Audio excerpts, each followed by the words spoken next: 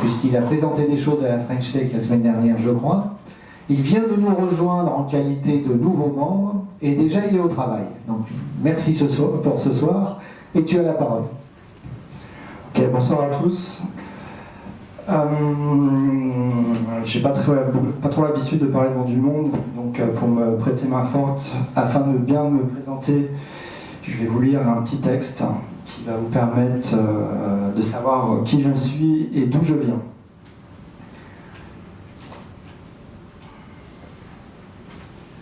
Alors j'ai 42 ans, je travaille dans la photographie depuis plus de 20 ans. Cette discipline a été, depuis mon plus jeune âge, une grande histoire d'amour. Je me rappelle de mon premier appareil photo qui m'a été offert par ma grand-mère à l'âge de 11 ans, qui, voyant que j'étais un contemplatif, me dit que j'allais très bien savoir l'utiliser. J'étais très vite fasciné par cet objet et le bout de papier qu'il produisait. Je voyais avec mes yeux d'enfant cette machine comme un moyen de figer le temps. Après m'avoir offert à l'âge de 15 ans mon premier laboratoire, mes parents comprirent rapidement que ce qu'ils appelaient un hobby de jeunesse était en train de devenir une véritable voie sacerdotale. Après l'obtention d'un bac scientifique, j'ai naturellement parfait mes connaissances et les différentes techniques liées à la photographie dans une école spécialisée. À l'époque, le numérique n'existait pas et nous utilisions des films. J'ai ensuite étudié les arts plastiques et l'histoire de l'art à l'université, suffisamment longtemps pour m'apercevoir qu'on essayait de me formater à un système de pensée limité et dogmatique. En effet, mon intérêt à l'époque se portait pour Pic de la Mirandole, Luca Pacioli, Robert Fluid ou encore Fulcanelli. Et ce cas dépassait largement celui de l'art contemporain et l'université classique. Les fréquences sur lesquelles j'étais alors connecté étaient complètement étrangères à mes professeurs. Après avoir quitté les bancs de la fac, avec cette amère sensation de n'avoir rien appris, la chance de ma vie arriva assez rapidement. Je réussis à obtenir un stage dans un des plus grands studios de photo à Paris. J'ai saisi cette incroyable opportunité professionnelle en faisant des cafés le matin et en repeignant le studio le soir. Pas très glorieux, mais j'étais dans le sein des saints, là où la crème de l'industrie photographique venait travailler. Au regard de la passion que je partageais, il me fallut très peu de temps pour commencer à travailler comme assistant avec des photographes à renommée internationale, tels que Mario Testino, Jean-Baptiste Mondino ou encore Javier Valandrat.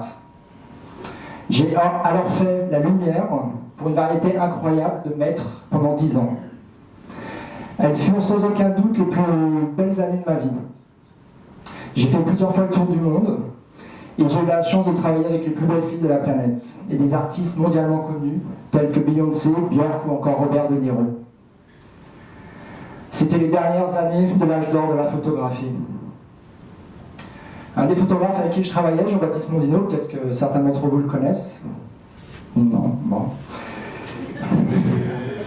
Il est très connu, hein, bon, évidemment. Il fut le premier à utiliser un dos numérique destiné au moyen format. C'était les premières technologies et les premiers capteurs qui étaient mis sur le marché. C'était une technologie complètement nouvelle. Et vu que je suis ce qu'on appelle aujourd'hui un geek, je me suis très vite intéressé à cette technologie qui me fascinait. On pouvait réaliser en un clic de souris ce qui demandait un temps fou et une logistique contraignante. Et le tout sans toucher à une seule goutte de chimie. J'étais alors aux anges. Toujours avec cette soif intarissable de découvrir le monde, je partis m'installer à New York à l'âge de 30 ans. Grâce à mes connaissances numériques, très abouties pour l'époque, un investisseur finançait la création de ma première entreprise de services numériques destinée aux professionnels. Notre activité consistait à louer du matériel numérique aux photographes pour leur shooting avec un opérateur pour gérer le tout. Nous nous occupions aussi de la post-production sur Photoshop, de l'impression et des stockages des données. Nous avons collaboré avec les plus grands magazines de l'époque, du Vogue jusqu'à Harper's Bazaar, de Miami jusqu'à Los Angeles. J'ai moi-même mis en place la première plateforme numérique qu'on appelle aujourd'hui e-commerce pour Ralph Lauren. L'expérience aux États-Unis m'a profondément marqué. Les Américains sont incontestablement les meilleurs professionnels avec qui j'ai travaillé. Parallèlement, ma propre carrière décolla. J'étais alors spécialisé dans la mode, les cosmétiques et la beauté. Mais c'est les portraits qui me plaisaient le plus car je pouvais rester maître de ma propre photo. Avec le temps et l'âge grandissant, les envies et les intérêts se diversifient. Grâce au cours du soir à l'Université de New York, j'ai pu m'ouvrir à l'architecture et au design d'intérieur. Grâce à la très grande connaissance du métier et grâce aux différentes écoles que j'ai pu expérimenter au cours de ma carrière, je suis capable de mener à bien toutes sortes de projets photographiques. Je me suis ouvert récemment à la joaillerie et à la génologie, avec du succès d'après mes nouveaux clients. Je suis aujourd'hui très reconnaissant d'avoir eu l'opportunité de faire des images pour de très grandes maisons telles que Lancôme, le Guggenheim Museum ou encore le Fontainebleau de Miami. La photographie est incontestablement restée la plus fidèle et la plus loyale de mes maîtresses. Donc maintenant je vais vous présenter un petit slide que j'ai mis en place. Ça c'est mes photos, hein. C'est une diversité, un panel assez large de ce que j'ai pu faire jusqu'à maintenant. Donc là vous voyez un exemple de mode, de beauté, de la bijouterie, un portrait que j'ai fait pour un très grand chef à New York et divers hôtels. Donc je sais pas. Voilà. Merci. Donc je vais partager avec vous ce soir mon expérience et le changement de paradigme qu'on a pu observer avec l'émergence des nouvelles technologies du numérique. Alors je vais faire une progression chronologique assez rapide afin de poser le décor et vous permettre de bien comprendre ce qu'était la photographie avant le numérique. Alors, on va commencer par la première photographie, dont nous avons la trace. Alors nous pouvons être fiers en tant que Français car c'était Nicéphore Nips qui l'a réalisé à la première. Bon, c'est assez vague, hein, vous voyez la qualité est très très mauvaise. On pense qu'il l'a pris de son appartement. Voilà, c'est un... Alors je ne sais pas si vous voyez bien, mais bon c'est un paysage avec des buildings, on dirait la mer derrière, on ne sait pas trop en fait. 1839 fut la date qui est gardée comme la naissance de la photographie officiellement, et c'est un homme qui s'appelait Daguerre et qui a pompeusement appelé son procédé le daguerréotype. C'était un procédé très très complexe, mais c'était un des premiers procédés qui a permis de commercialiser les portraits. Vous avez un exemple de la mode de l'époque, on dirait un personnage qui est sorti d'un roman de Lewis Carroll, c'est assez drôle. En 1873, John Wesley Hyatt inventa, après de longues recherches, le film celluloïd. Alors c'est un procédé qui enfermait une solution chimique dans une boîte noire. Alors la lumière venait imprimer cette solution et éclater les cristaux et les sels qui étaient à l'intérieur. Alors cette technologie a été améliorée au fil du temps, mais a continué à être utilisée jusqu'au début des années 2000.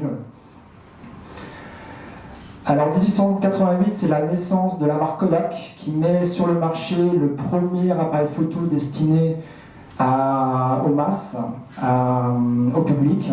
Ça s'appelait le Brownie.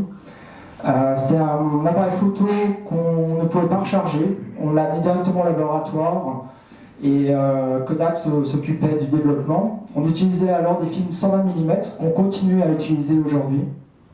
La technologie n'a pratiquement pas changé en 100 ans. En 1917, deux Français, avec un nom prédestiné, puisqu'il s'appelait Lumière, mirent en place la première technologie couleur qui s'appelait l'autochrome. Alors, on donne un exemple, les couleurs n'étaient pas très précises à l'époque, mais bon, ça nous donnait quand même un rendu assez proche de la vision humaine. En 1824, Dr. Ives parvint à envoyer la première photo par câble. Alors c'était une prouesse à l'époque, c'est ce qui a donné après la possibilité de diffuser des émissions en temps réel avec la télévision. En 1925, c'est le début du photojournalisme avec une société qui s'appelle Leica qui met sur le marché un premier appareil photo en utilisant un film de 35 mm. Alors ce film de 35 mm a été utilisé comme le film 120 pendant des années, pendant plus de 100 ans. Je pense que tout le monde se souvient de ces films. Certains les utilisent encore aujourd'hui, des photographes romantiques évidemment. En 1957, on a réussi à digitaliser pour la première fois, grâce à un signal binaire, une photo. Alors, une grande prouesse technique, très difficile. Là, c'est la photo originale. Vous voyez, j'ai pas trouvé, je ne me rappelle pas le nom de cet homme, mais c'était une technologie très compliquée. Pour l'année de ma naissance, en 1975, Kodak se tire une balle dans le pied. Il développe le premier appareil photo numérique. Évidemment, ils ne savaient pas qu'ils allaient qu'ils allaient mourir à cause de cette technologie en 2012 et avec leur faillite. C'était un appareil très lourd, il faisait plus de 3,5 kg et avait moins de 1,01 pixels. Très compliqué de se balader avec et faire des selfies, évidemment. Alors les années 90, c'est là où j'ai commencé à faire la photo professionnellement. Ceci sont les 3 appareils photo qu'on utilisait. Donc il y a le Patak 6.7, l'Hasselblad 555 et le Mamiya RZ 6.7.